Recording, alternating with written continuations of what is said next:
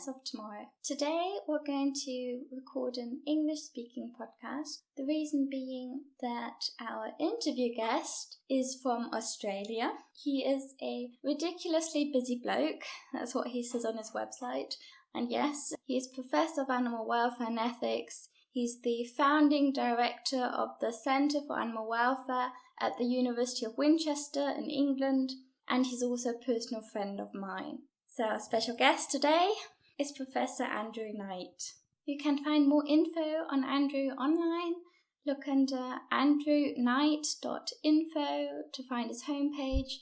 There is actually a contact page there, so you can send him an email if you like. And you can also have a look at his YouTube channel, Animal Welfare - University of Winchester, or his personal one, Andrew Knight. Either way, I'm sure he'd be thrilled to have you watch his videos. Most of them are brief videos on different topics of animal welfare, so go on YouTube and have a look at those and listen to this podcast because it couldn't be more up to date. We're going to talk about climate change.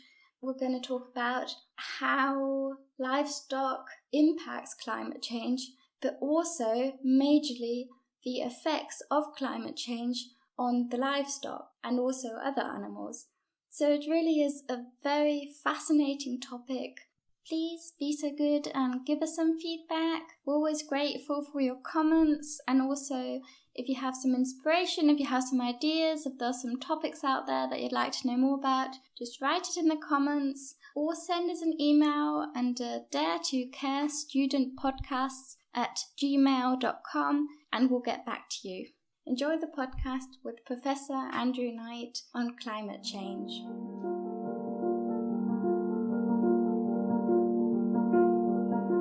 Hello Andrew, lovely that you're here to speak to us today on climate change. Could you just briefly introduce yourself, please? Sure. So I'm a Professor of Animal Welfare and Ethics and founding Director of the Centre for Animal Welfare at the University of Winchester. And I run a distance learning master's program in Animal Welfare Science, Ethics and Law. Maybe you could just briefly sum up the importance of the topic of climate change.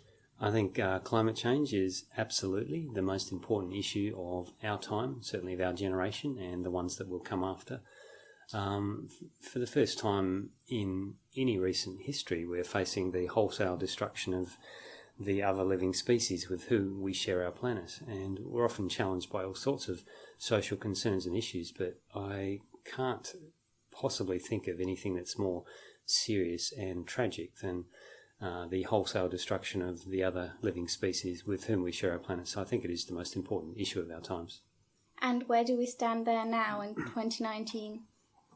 Well, we're now seeing within our own lifetime, year by year, this actually starting to unfold. So as I'm talking to you today, Hurricane Dorian is actually slamming into the Bahamas in the Caribbean, and this is the strongest tropical cyclone ever to hit the Caribbean region, I believe, and certainly the Bahamas. And we're looking at wind gusts of over 350 kilometres an hour or 220 miles an hour, which is just incredibly strong. So we're talking about storm surges, I think, of about 18 to 23 feet, which has the potential just to completely roll over the low-lying islands that there are there, potentially killing everything on those islands that can't get to the top of a roof or to some kind of higher ground.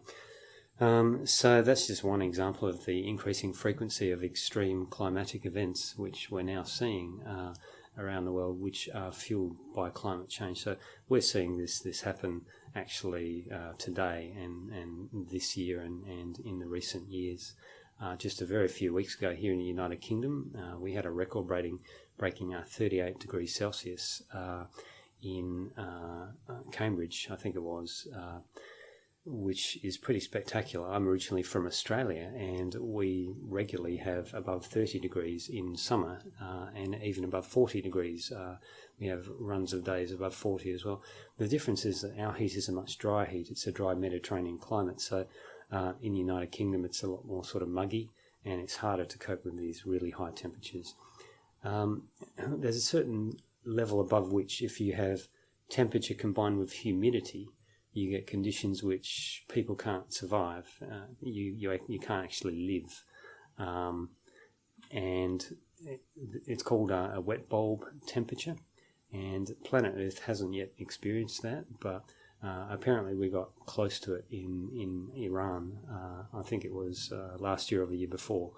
So that means there's going to be mass deaths of people who cannot get access to air conditioning or somehow find a way to adequately cool down. And unfortunately, the people with least access to things like air conditioning are the rural poor people, and there are vast numbers of them.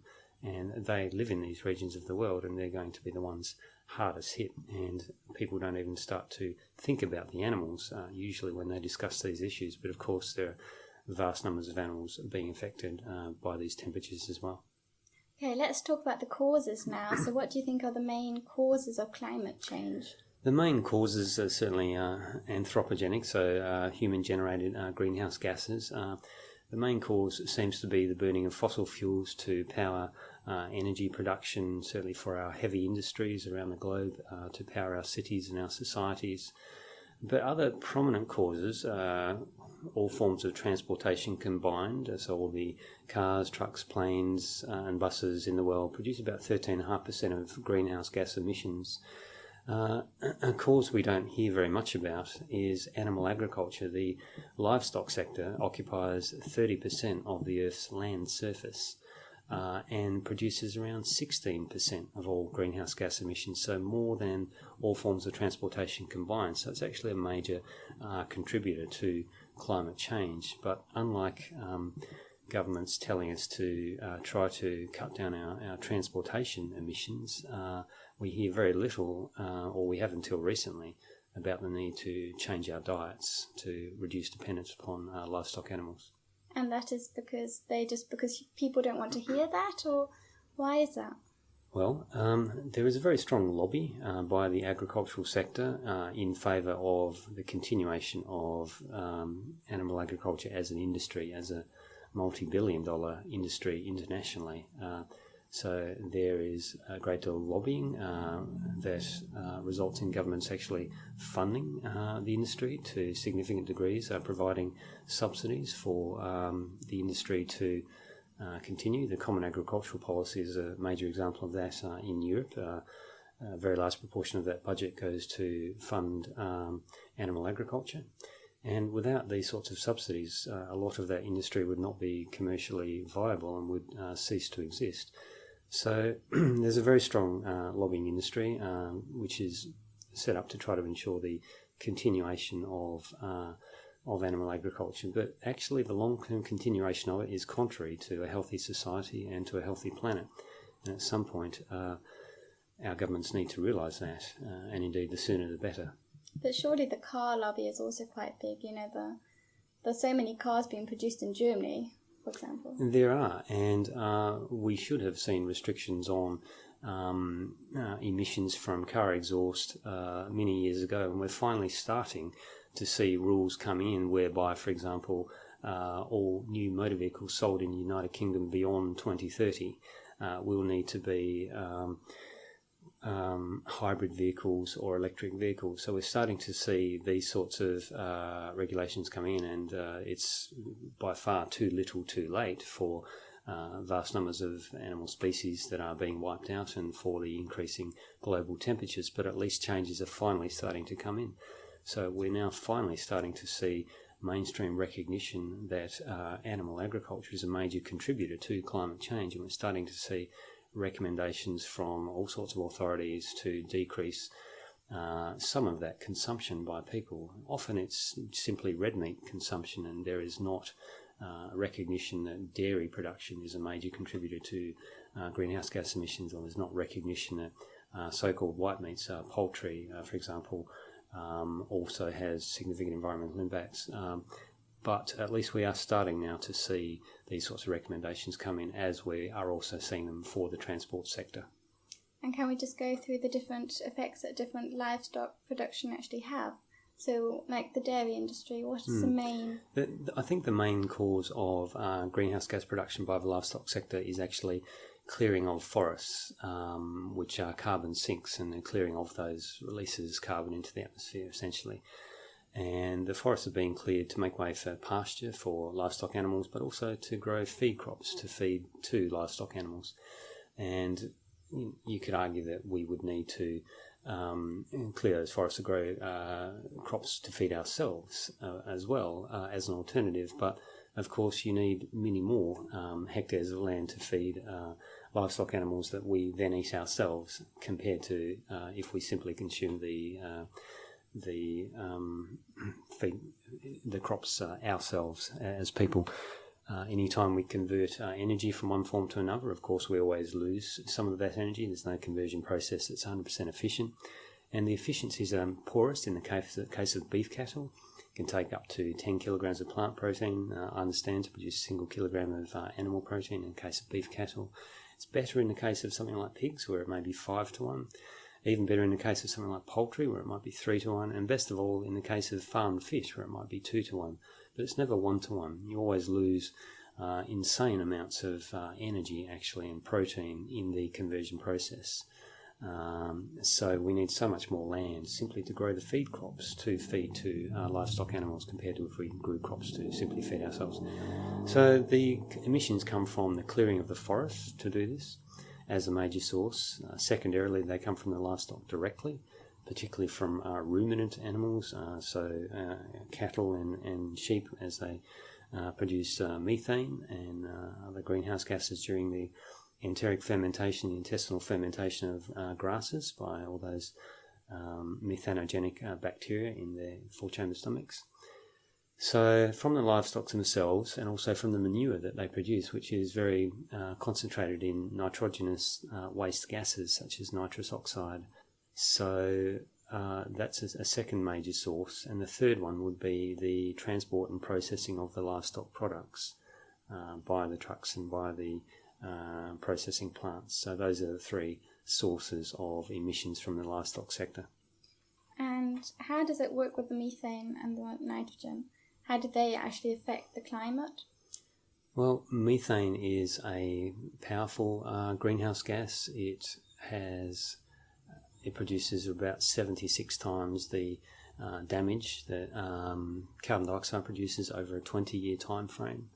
And around about 1/3 of all anthropogenic methane, so all methane produced by human activity, comes from the livestock sector. With respect to nitrogenous waste gases, particularly nitrous oxide produces a staggering 296 times as much damage as carbon dioxide does to the atmosphere.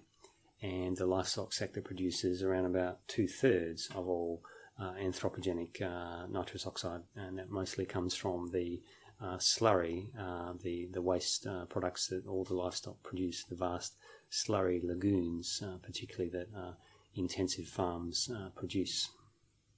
And what about something like the eutrophication of lakes?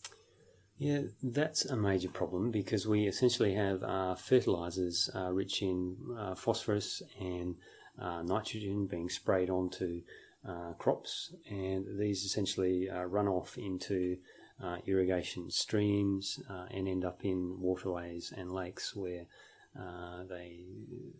they have changed the water content from into content that's very nutrient rich with all this nitrogen, this phosphorus, and that causes algal overgrowth, along with increasing temperatures, helps cause algal blooms. In Australia, where I come from, we would often have botulinum toxin being produced by algal blooms in urban areas of Perth City, where I used to live, the capital of Western Australia. In the middle of summer, when the temperatures were high, the algae would overgrow. It would be stimulated by the fertiliser running off from people's gardens, actually. So it can be that as well as farms. And the consequence of that was that the ducks that used the lakes would actually become intoxicated with this botulinum toxin, which causes a flaccid paralysis. And I would go out with volunteer groups a couple of times at least to rescue these ducks. And the back shed of my parents' house where I was living when I was a student in the beginning very quickly had about 10 boxes of ducks who were intoxicated and basically had this floppy paralysis. And we fed them with porridge and other substitutes via syringes about 3 times a day over a period of around about a week. And by the end of that time, they had actually recovered, generally regained their full strength, were very hard to handle, not being used to being in captivity and being restrained and syringe fed, and were able to start to feed themselves. And when they seemed to have their full strength back, we would release them onto one of the bigger lakes that seemed to have lots of clean water and seemed to be a safe environment. So that can be the effect of eutrophication, actually caused by all the fertiliser being sprayed onto particularly agricultural lands, combined with warming of the climate. Yes, and with there being a lot of algae at the top, then the plants at the bottom can't produce as much oxygen, of course, and then the fish that are at the bottom of the lake, they'll die, and then there's more minerals through the dead fish and dead plants, and so it's kind of a process. It's just a vicious circle, and then actually in Germany would say the lake can kind of tip. So I'm not sure what the English expression is. It would be a tipping point, I would think. Yes, it's like a tipping point, and then you just can't reverse it. Yep. So it's a negative feedback loop. It spirals downwards. It's a lot like climate change in general, with other negative feedback loops occurring. And a couple of major ones are the melting of the Arctic permafrost. The northern latitudes of the globe, there is vast amounts of methane gas which is locked up, frozen into the Arctic permafrost. And all across the Arctic regions there are lakes where bubbles can be seen coming to the surface. They're actually bubbles of methane gas that are being released from the thawing permafrost as it thaws in the increasing temperatures. It's believed that there are trillions of gallons of methane gas which are being released into the atmosphere. And that's one of the things which is feeding back into this problem and increasing or accelerating the problem.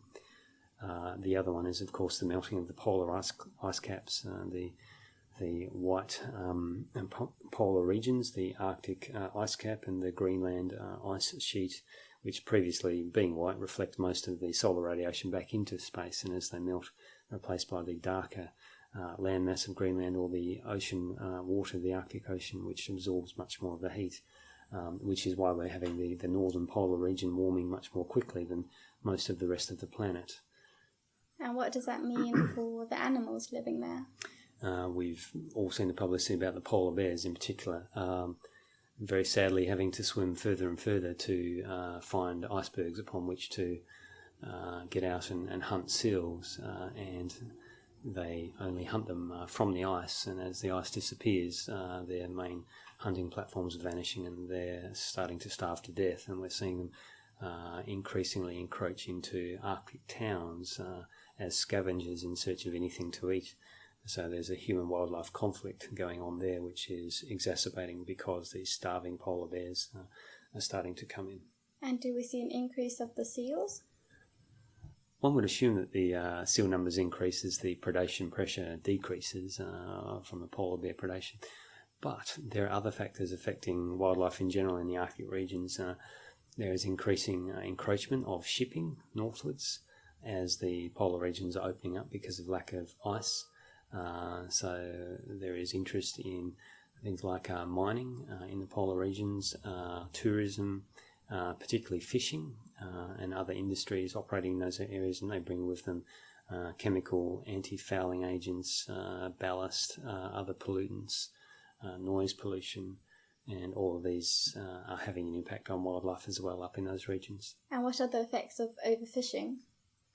The effects of overfishing are that fisheries stocks can crash, and the classic example of that was the Newfoundland cod fisheries, whereby the colonial sailors and fishing fleets would come over to the northeast of the US and Canada, and the fish were so dense back around about the 1600s that captains reported the seas were just thick with Newfoundland cod, and they would catch those And despite warnings of what might happen if they overfished them, they just kept going for reasons of short-term profit. And the result was that the population of fish passed a certain critical point, another tipping point, and then there weren't enough left to significantly breed and replace what was being lost, and the population just absolutely crashed. And instead of the industry continuing at a sustainable level, the industry died as well. So now they've converted to trying to trawl for lower dwelling organisms and see if they can extract as much profit as they can from those as well. And no doubt the same thing will happen to them in time if they continue the same strategy that they pursued with the Newfoundland cod. Are fish farms an alternative that would be an improvement?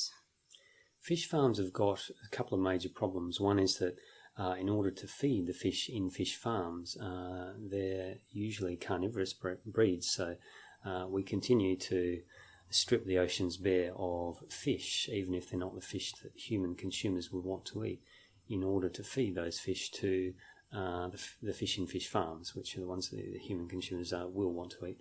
So having actually destroyed many of the fishery stocks of the species that the people would eat, we're now, turning more attention to destroying the rest of them as well.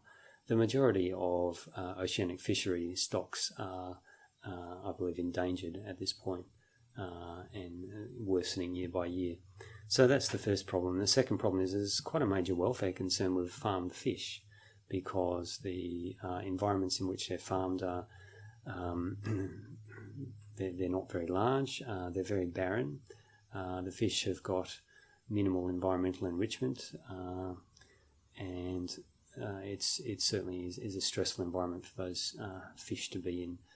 They have been bred over a number of generations for maximal productivity, to the exclusion of all other concerns, and one side effect is that there's quite a high rate of deformities in the fish that are born, and these deformities seriously impede the welfare of the fish that suffer from them.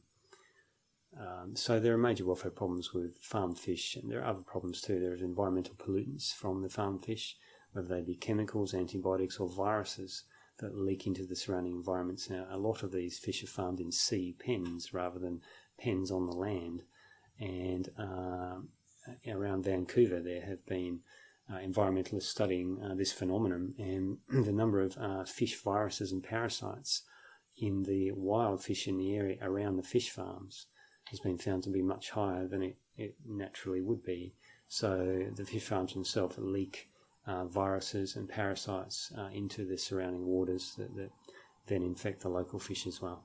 Yeah, speaking about diseases, I mean that's something as well that's causing quite big concerns in Europe as well, with the climate change and the migration of different species, especially like insects, for example, to Germany. So we're seeing different illnesses now that we didn't used to see. Absolutely. I believe that species are starting to migrate towards the poles, the North and the South Pole, about 17 kilometres on average per decade, and go about 11 kilometres higher into the mountains per decade, as they seek to rediscover an ecological niche as close as possible to the one in which they evolved. And eventually they'll run out of room and they'll run out of altitude. And some species benefit from climate change and many are harmed by it. An example of the one that benefits is the bark beetle that's sweeping across the forests of the Pacific Northwest of the US. These vast, beautiful forests which are being destroyed to some degree by bark beetle, which is spreading because of climate change.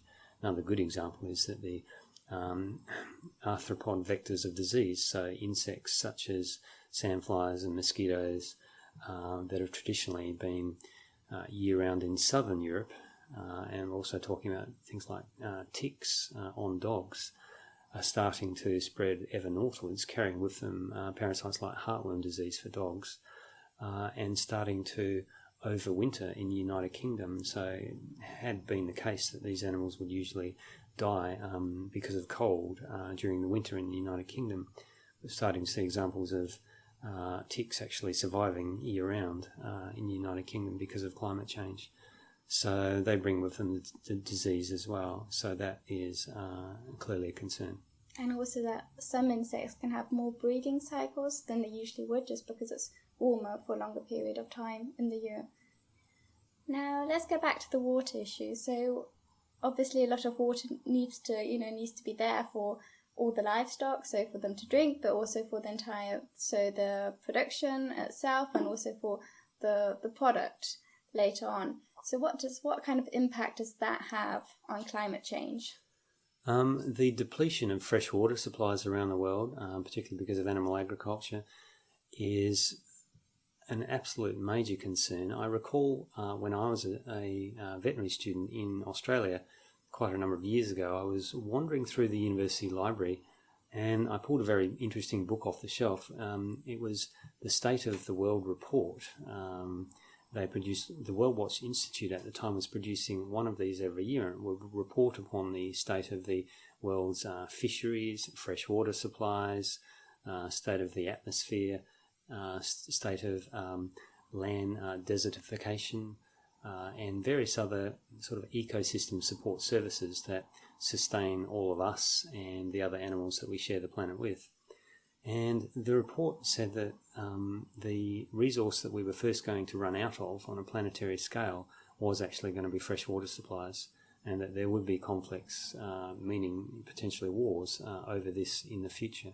And indeed, we've recently seen with the Nile River in Egypt, conflicts between them and a neighbouring country over the control of that waterway in what is otherwise a desert region.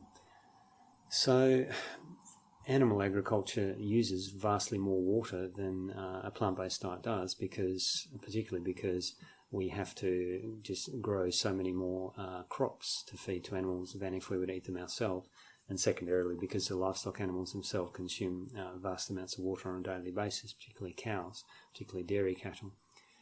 So these things are putting pressure on freshwater supplies, and we have seen situations where countries are starting to run out. So Saudi Arabia, for example, completely pumped dry its underground aquifer some years ago and has no more fresh water of its own from its underground aquifer. So the nation of Saudi Arabia has to import now all of its grain pretty much from other countries. So we're seeing situations where rich countries like Saudi Arabia are buying up substantial tracts of land in African countries and using them to grow crops to export to Saudi Arabia, sometimes occupying land that might have been owned by local people in the process, and in all cases excluding local people from access to the crops that are grown for Saudi Arabia and other countries, which is a major food justice issue given that people are starving in some of these African countries. So this doesn't just affect water and just affect animals, it affects people too, and it's always the most vulnerable people that are the most affected. So the poorest people in these regions of the world. That's one issue. The other issue is pollution of the freshwater supplies. New Zealand is a really good example. New Zealand has a reputation of being one of the world's most pristine and beautiful countries. The South Island is a wilderness paradise. It's entirely mountainous and it's spectacularly beautiful, and New Zealand has a major tourist industry based around the national image of having beautiful wilderness. Well, unfortunately, it's now the case that all rivers in the North Island and most of the South Island, except for some on the west side of the South Island, are now polluted by the dairy industry to the point where they're not safe to swim in anymore. And that's because we have nitrogenous runoff from the dairy industry. We have manure washing into the waterways. We have bacteria associated with that are now in the waterways.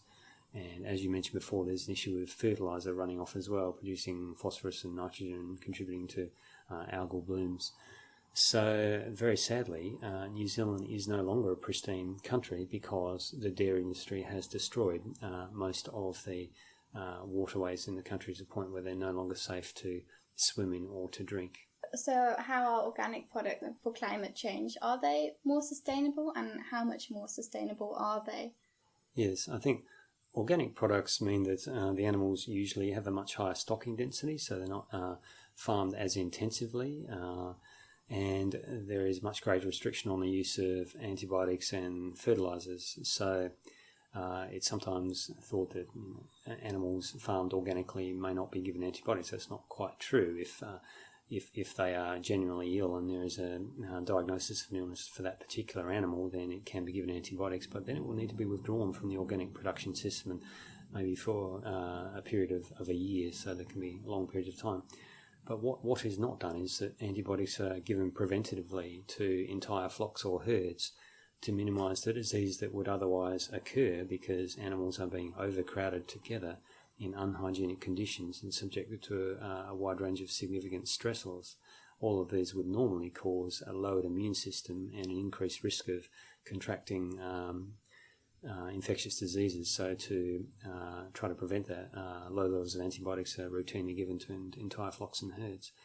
So that can't be done under organic production. So both of those are good. The increase in stocking density and the decreased use of antibiotics certainly are positive things. Are there no problems with organic production? Not at all. There are. Even with organic production, large numbers of animals are simply being killed at a very premature and unnatural stage of life once they reach a marketable body weight. There is still things like the separation of calves from cows at an early age, causing enormous stress to both. So there's certainly very significant ethical and animal welfare problems associated, and there is still the production of large amounts of waste from these farmed animals, and there is still the fact that it's very inefficient to grow crops and feed them to animals and consume the animals. So none of these problems are eliminated, they're all just lessened under organic production. Yeah, and also, of course, that the feed has to come from close by, so there's a certain percentage for different animals that you have to actually produce yourself. So that, of course, also helps because there's just not as much transportation going on. Is it actually possible for a lot of farmers to go organic? Or, I mean, where's the limit with the meat production nowadays that it's not actually possible to gain all that meat from organic production? I mean, most of the farming sector is overwhelmingly driven by, as a business, it's a business model. It's driven by considerations such as minimising the cost of inputs and maximising productivity and the amount of money that can be generated. Hence, intensification as a way to decrease the amount of land required to produce a certain number of animals, and land's expensive. Decrease the amount of food that those animals burn by moving around and exercising. If they're intensively confined, they can't do as much of that, and so they don't need to be fed as much, which saves money. So it's a business model.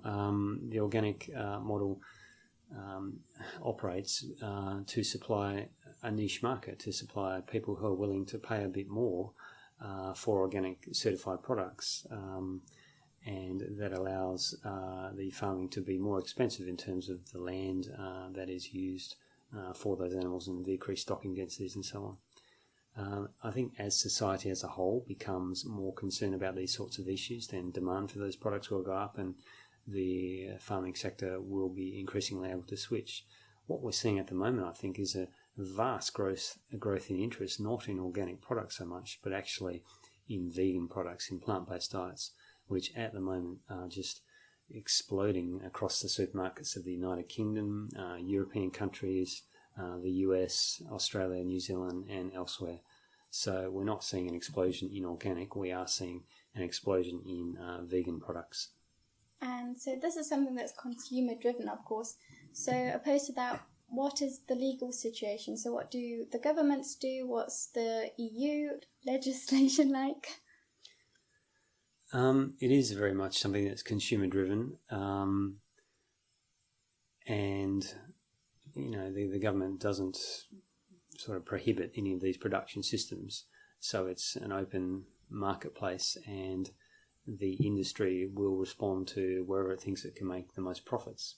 And currently we're seeing major meat companies take on a vegan range of products, because they recognise that this is one of the fastest growing food sectors at the moment, and this is likely to continue into the long-term future. and it's the best place to be making a profit in.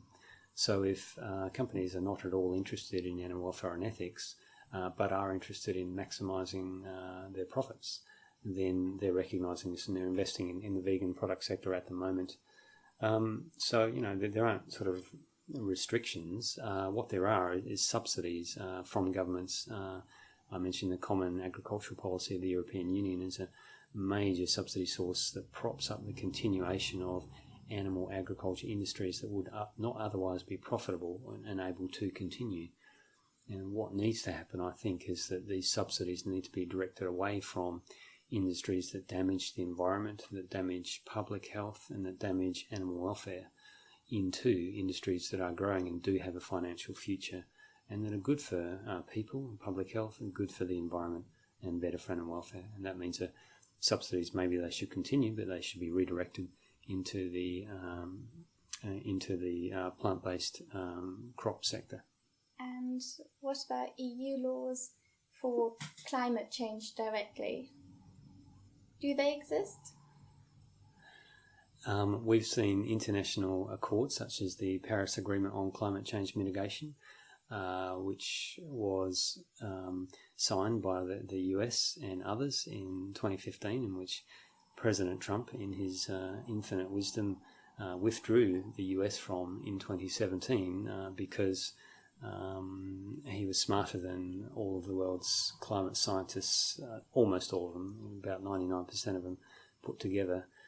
He figured out that climate change was actually an invention of and for the Chinese in order to make US manufacturing less competitive. So obviously I'm joking. There have been those sorts of international agreements and some countries starting to legislate to decrease their own national emissions, such as the United Kingdom legislating to decrease its greenhouse gas emissions by certain points in the future. The trouble is we're not seeing the action to actually comply with this legislation anywhere near quick enough, and indeed we're not seeing adequate legislation in many countries at all. What can we as veterinary students do? Is there anything that we can do? Or what can we do now, maybe in the future, as a vet then later on? And what can we do privately and professionally?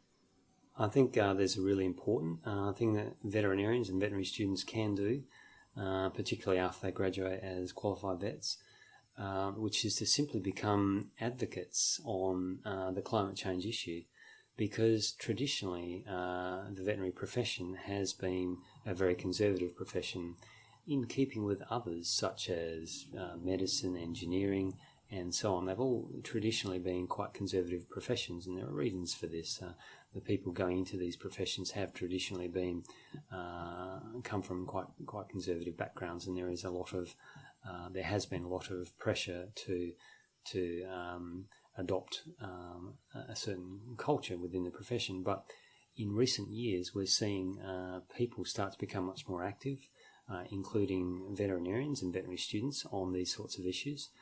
We're seeing organisations such as the Sentient Institute for Animal Ethics in Australia, founded by a group of recently graduated veterinarians, become very actively involved in animal welfare concerns in Australia and New Zealand. We have some other organisations around the world. There's in the United Kingdom, there's AllSelva, the Animal Welfare, Science, Ethics and Law Veterinary Association. Certainly has an active role in advancing animal welfare. What I'd like to see, I think, is a wholesale recognition by most of the profession that, number one, vets should care about animal welfare. There's just absolutely no excuse whatsoever for not caring about animal welfare. It would be, I don't know, like people in the Navy not knowing how to swim or not liking the ocean or something. Vets must care about animal welfare. Secondarily, recognising that the biggest animal welfare issue of our time is climate change and biodiversity loss, the wholesale destruction of all of the other living species, or many of the other living species that we share our planet with. That is a massive animal welfare concern.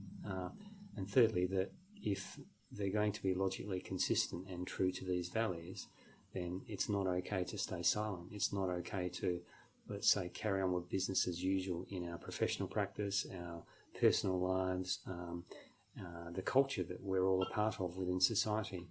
Vets do have a particular responsibility and an opportunity to speak up on animal issues in general, because they are respected as being more knowledgeable and being authorities in matters such as animal welfare.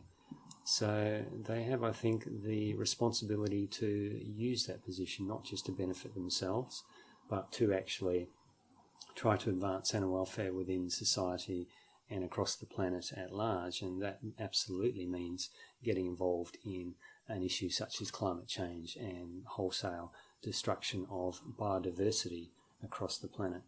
And amongst other things, that does mean recognising that animal agriculture is one of the biggest causes of climate change and species destructions. It does occupy 30% of the Earth's land surface. It has been responsible for the decimation of many native forests around the world and species as a result of that. And veterinarians should be speaking the truth. They should be active in criticising the livestock sector and our social reliance upon it, and encouraging positive alternatives instead. And what are your expectations of the future? My expectations of the future are that people will become increasingly aware of these issues, and societies will increasingly change to adopt things like a plant-based diet and a less consumptive ways of living, which will benefit the other species we share the planet with. But sadly, people don't tend to learn, certainly the vast majority of people don't tend to learn until it starts to impact them personally. One of the major culprits globally of the destruction of other species with whom we share a planet and climate change is the United States, also Australia, where I come from. We're not likely to see wholesale changes in these societies, the sorts of changes that are necessary to save the planet, I think, until the people living in those societies personally start to suffer the adverse impacts of these changes. And they will suffer the adverse impacts, and they will be changed. But unfortunately, I think that the poorer people in the world will be affected first. Low-lying islands, the Pacific Islands and regions such as Bangladesh and southern India will be flooded. And all these people will be affected before wealthier and more privileged people in the United States, Australia, European nations start to become really affected themselves and are then willing to make the necessary changes. So there will be positive change, but it will come too late for many, unfortunately. And if it was to start tomorrow, what do you think could realistically be done within the next 5 to 10 years? I'd like to see a wholesale switch towards plant-based diets within our societies, because it's something we can do immediately without the development of new technologies for addressing climate change. And often we do see technological solutions discussed, but they're all innovative, speculative, have not been adequately developed yet, cannot be rolled out quickly enough on a large enough scale, and are too expensive. They're not realistic, actually, at achieving the scale of change that we need.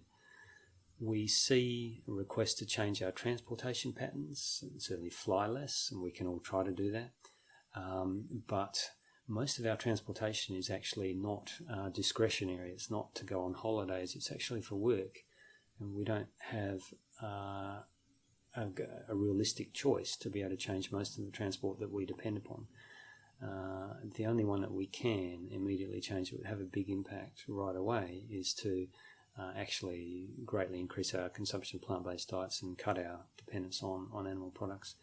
I think we could do that for ourselves and also for our companion animals, actually, providing that we ensure that their diets are still nutritionally sound and complete for all of the species concerned. But they actually do also consume a lot of animal products and are a significant contributor to this problem as well. That's very interesting. Thank you very much. I've just got one last question. What would you like to tell the German vet students? I'd like to encourage all of them to go forth into the planet and into their futures, and to try to be the best people they can be, and try to do the most good they can and the least harm that they can during their time upon the earth, and that they will have a special opportunity to achieve more than most people will be able to, because vets do have the potential to make a bigger difference in society than most people.